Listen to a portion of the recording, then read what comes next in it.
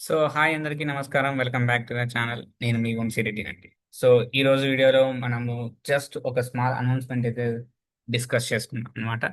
Announcement చాలా simple అండి. మనం పైథాన్ కోర్స్ అయితే స్టార్ట్ చేయబోతున్నాం అనమాట. సిరీస్ కంప్లీట్‌గా.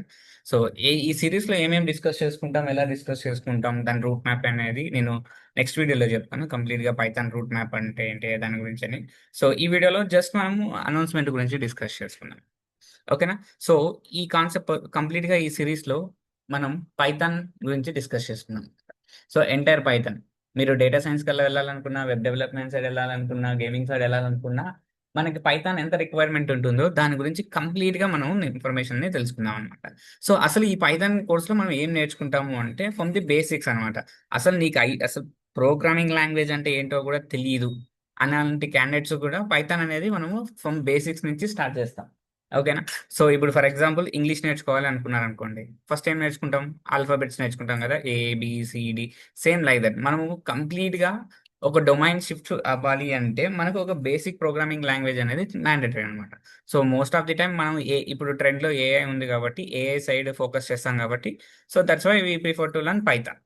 ఈ పైథాన్ గూడా ఎలా నేర్చుకోవాలంటే ఫ్రెండ్లీ లెవెల్‌లో అండ్ బిగినర్ లెవెల్‌లో నేర్చుకుంటామనమాట.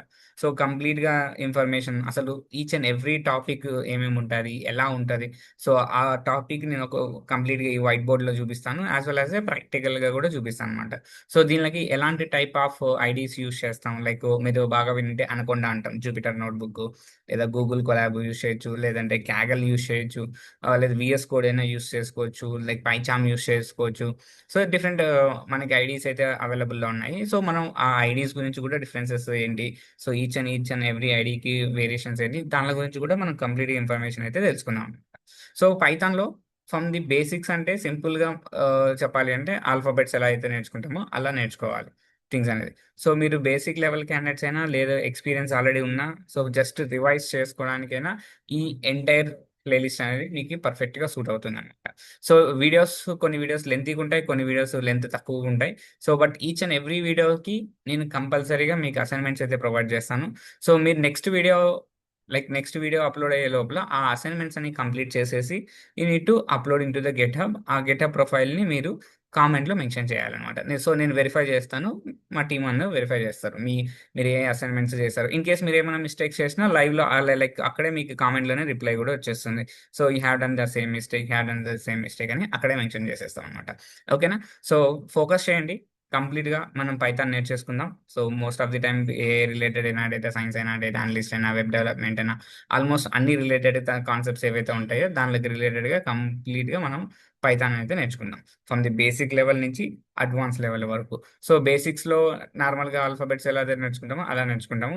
అడ్వాన్స్‌లో కూడా అలానే అండి. ఊప్స్ కాన్సెప్ట్స్ గాని, లేకుంటే ఎక్సెప్షన్ హ్యాండ్లింగ్స్ గాని, రెగ్యులర్ ఎక్స్‌ప్రెషన్స్ గాని, ఇలాంటివి కొన్ని అడ్వాన్స్ రిలేటెడ్ టాపిక్స్ అయితే ప్రెజెంట్ అయ్యి ఉంటాయన్నమాట. అవి కూడా చాలా ఇంపార్టెంట్ నేర్చుకోవాలి. ఒక్కొక్క ఫీల్డ్‌లో ఒక్కొక్క టైప్ ఆఫ్ థింగ్స్ అనేది ఎక్కువ ప్రిఫర్ చేసి యూజ్ చేస్తాం. ఓకేనా?